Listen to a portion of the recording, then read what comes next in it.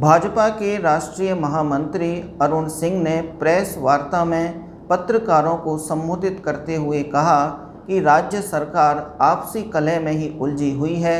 इसी वजह से सुशासन की दिशा से भटक चुकी है और इसी कारण प्रदेश में विकास कार्य प्रभावित हो रहे हैं। उन्होंने कहा कि राजस्थान में आपराधिक घटनाओं का ग्राफ लगातार बढ़ता ही जा रहा है। राज्य सरकार प्रशासन पर नियंत्रण खो चुकी है। इस अवसर पर सांसद रंजीता कोली, प्रदेश महामंत्री भजनलाल शर्मा, डांग विकास बोर्ड पूर्व अध्यक्ष जवाहर सिंह बेडम, मुकेश दाधीच, अभयवीर सिंह सोलंकी, सत्येंद्र गोयल, शैलेश कौशिक, अरुण प्रधान, नरेश सेन सहित कई भाजपा नेता उपस्थित रहे। में देखा जाए तो भरतपुर संभाग की स्थिति बहुत ही जर्जर है। विकास के काम रुके हैं, अपराधीकरण चरम सीमा पे है, बजरी माफियाओं का बोलबाला है, अस्पताल की स्थिति बिल्कुल ही भयावह है। भरतपुर को संभाग का दर्जा देने का काम जब भारतीय जनता पार्टी की सरकार थी, वसुंधरा जी मुख्यमंत्री तब हुआ। मेडिकल कॉलेज का की घोषणा, इंजीनियरिंग कॉलेज का भरतपुर को देना भी हमारी जब सरकार थी वसुंधरा जी के नेतृत्व में तब हुआ। केंद्र के द्वारा हाईवे का निर्माण हमारी सरकार में हुआ। 64 कोस की जो परिक्रमा होती है, 84 कोस की रुपए से अधिक अगर खर्च हुआ तो वसुंधरा जी की सरकार, भारतीय जनता पार्टी के सरकार में हुआ है। धौलपुर से भरतपुर की जो रोड है वह भी बना तो भारतीय जनता पार्टी की सरकार थी प्रदेश में तब बना। कांग्रेस को यह बताना चाहिए कि लगभग 2.5 साल से ऊपर सरकार हो गए, उन्होंने भरतपुर को क्या विकास का काम दिया। कोई विकास काम किया तो उसको जरूर कांग्रेस को बताना ही चाहिए। आधे समय से अधिक कार्यकाल कांग्रेस का गुजर चुका है। और तो और भरतपुर में जो सरकारी मेडिकल हॉस्पिटल है उसकी स्थिति तो बिल्कुल ही जर्जर है। पंखे हैं नहीं, कूलर है नहीं, बिल्कुल व्यवस्था गड़बड़ है, जबरदस्त उसमें घोटाला है, पूरी तरीके से फेल व्यवस्था है। और तो और जब चिकित्सा मंत्री भी इसी जिले से आते हों और चिकित्सा की सुविधा ही जर्जर हो तो यह सरकार बिल्कुल एक तरीके से विफल है, फेल है, कुशासन है। कानून व्यवस्था की तो हालत बहुत ही बुरा है। सरेआम किसको कब गोली मार दिया जाए। डॉक्टर दंपति को गोली मारा गया।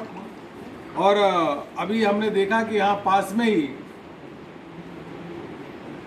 जिस प्रकार से वाल्मीकि लड़के की हत्या हुई, सांसद पे हमला होता है और अपराधी पकड़े नहीं जाते।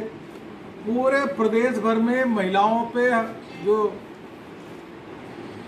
अपराधीकरण की घटनाएं हो रही हैं वह नंबर 1 पे है, भरतपुर नंबर 1 पे है।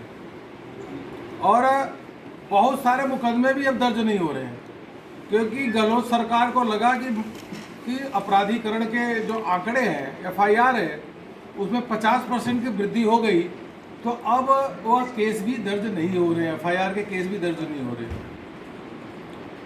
बजरी माफियाओं का तो हालत यह है कि पुलिस को ही वो दौड़ा लेते हैं, पुलिस के ऊपर फायरिंग करते हैं और तो और गाड़ी चढ़ाने का काम करते हैं। और मुझे पूरा विश्वास है कि यह बजरी माफियाओं के साथ यहाँ के स्थानीय विधायक लोग मिले हुए हैं, नहीं तो इतनी हिम्मत नहीं है। पूरे के पूरे जो कांग्रेस के विधायक है इस क्षेत्र के, और पूरे कहिए तो राजस्थान में ही केवल एक काम है कि जितना लूट सको तो लूट लो क्योंकि सरकार अगली बार नहीं आनी है।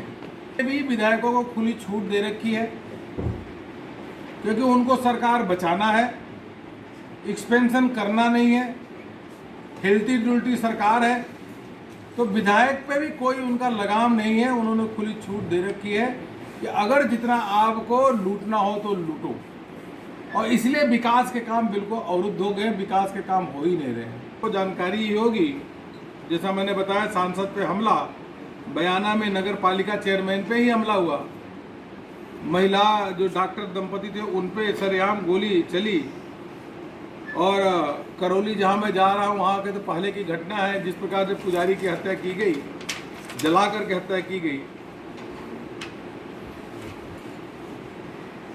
राजस्थान में परिवर्तन की लहर चल रही है और यह परिवर्तन की लहर भारतीय जनता पार्टी के पक्ष में है। जब भी चुनाव हो तो भारतीय जनता पार्टी की सरकार 3/4 बहुमत के साथ बनेगी ही बनेगी, यह तय है। लेकिन उतने कम समय के अंदर जिस प्रकार से यह अव्यवस्था फैला करके सरकार जाएगी, उसको सजाने संवारने में समय लगता है।